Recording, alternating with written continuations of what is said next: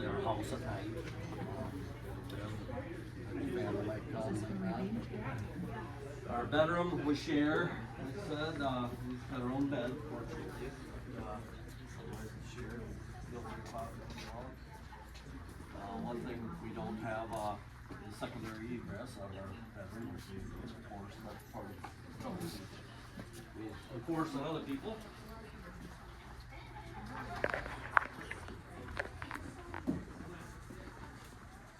Our dispatch area here, not a lot to say about that. The office's background there, it is a mess. The photo is not staged. Unfortunately, we've got a lot of members, and it's used by all volunteers, and people do their project and don't necessarily pick up.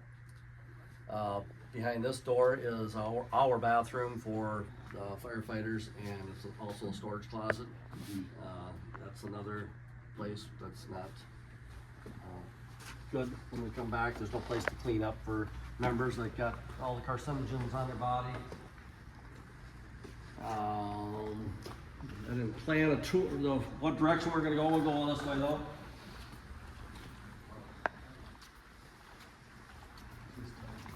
So we got an extractor here for our structured gear. When we come back from a call, it's rated for fire gear.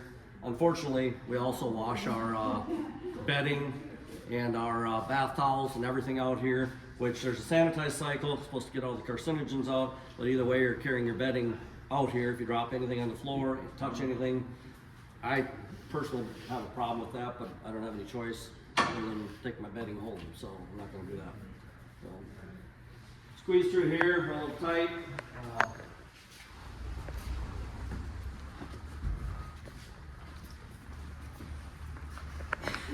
You can see the truck's fairly close, like Travis has said, the same way in the other bay over here. And when you get back a ways, you can see how they're leaning in. Even in the back side, the front side leans more, but the back, actually, back by the wall back there, you can see how the brick is pulling away from the sinking of the floor. That's instead of the floor cracking there, it's just sucked the wall and everything loose from the cinder block over there. When was the fire station built? I believe 59 it was the start. I think they moved in 60 or early 61. Is that the same as City Hall? Yes, everything was uptown, basically in the parking lot up here where the little park is. That's where the building was. Some of the photos on the walls show the old one there. And that's why that's the city parking lot, or city owned, because that's where City Hall and the fire station was. Our gear, as was mentioned, our our lockers are right next to the trucks. There's nothing else you can do about that. We're extremely careful when we pull out, but members are coming in, we're going out. This is the first truck to leave. Typically this truck goes out the front door. Obviously been back here since July, going out the back door.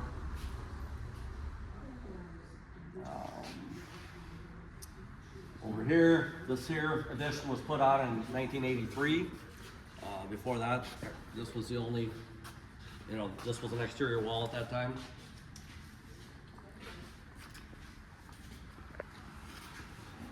Our maintenance area, as Travis mentioned, is tight. Right now, our inflatable public education house that we had here for public fire prevention week is in that bag. That's not something that's normally there. That will end up going back over to the Kilty building for storage. And these trucks, same way, tight. The cabinets back there for some of our spare parts and things, kind of tight. Everything's just really close here. You open up the doors, can't get around. When we come back from calls in the winter, we're trying to work in here. It said we typically leave a truck or two outside. In the summer, it works a lot better. Cold weather. The new station will have a little bit more room for each bays. There'll be individual doors, 14-foot doors, and they're 14-foot high. These here are only 12-foot high. This truck here has got about that much clearance. Before we bought it, the council actually had the Indianapolis, where it came from, had them drive it up here to make sure that it fit. Let the air out of the tires. No, we weren't gonna let them do that outside of town and roll it in here. Yep, fit. Yeah. Is the new proposed one a flat roof or? You know, I highly doubt we're gonna, I mean, there's gonna, We haven't gotten to that level Right. yet, but I would say all signs point to no. you know, a lot of times now you put a parapet wall up, and then you can have a pitched roof behind it, Yeah. and it gives, And you can insulate. yeah, you can insulate, there's a lot of things that can happen, so. And even some of the buildings downtown, and we, you know, through incidents and stuff, have been up there, and some of those actually do have pitched roofs now. I think they put them on after the fact, Yeah. but, Well, not a completely pitched roof, actually the BMO building behind it, it slopes, all of it slopes to the north. Yeah. And then there's a little lip and trough that catches it before it just sheets off to the yeah, north. yep. And so that all drains on the north side. And in that January 5th you talk about, I worked on a flat roof on the Donlin building Yeah. for years. It wasn't flat and we still had ice built up. Yep, yep.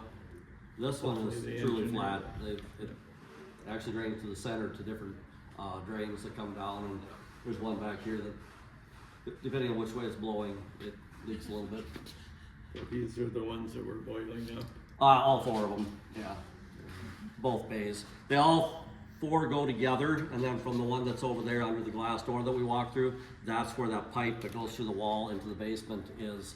And that floor sunk so much that that pipe bent up. And then when it was Casper's that came in and cut it, and then put it back together that way so that it, I mean, the water wasn't going, none of the water was going down the pipe then. And I wish they went to fixed it, because then we probably would have had to tear the floor up at that time and fix the floor, but. And hose storage, after it's dry, we roll it up.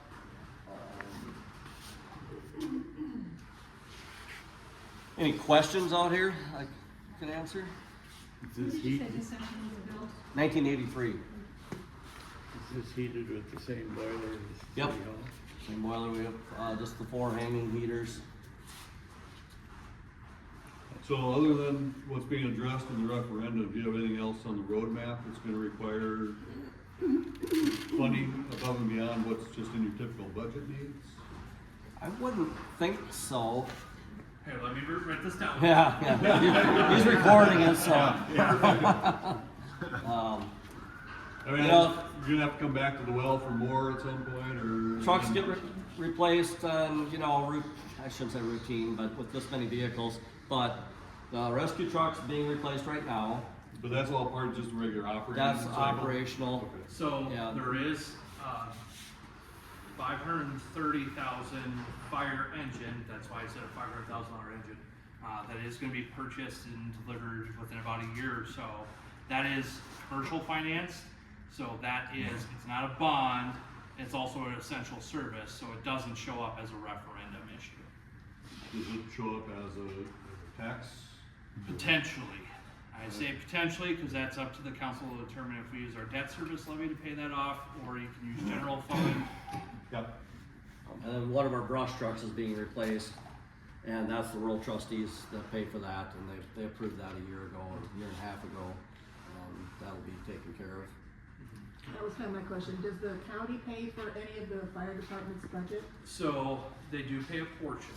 At this point, the annual operating, we have a rent they pay. And I use air quotes because it's meant to be, yes, it houses their rural equipment, but it helps offset our operational costs. And this year it's about 60,000, if I remember right, is what. Last I remember was 50, but I don't know what it's went up Yeah, since then. and so it goes up now adjust by the cost, the CPI for urban consumers, and so I think it's just shy of 60,000.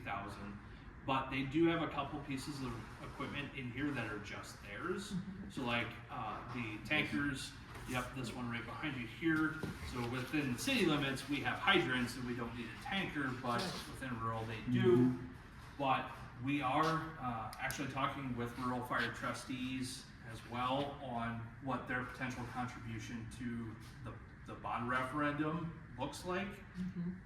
They're all in the field right now, And so I was able to get one meeting out of it with them, but we actually had a very good informal meeting with myself.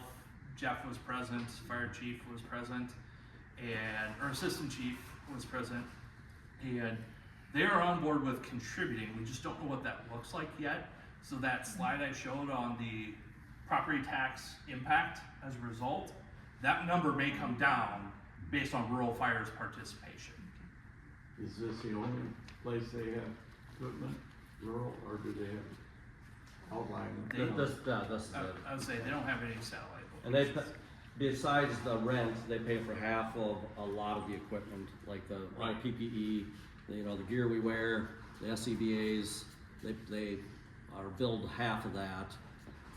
And what else do they pay half of? Oh, There are there's- some yeah. apparatus that we jointly own, so we'll share costs there as well. So it's more than just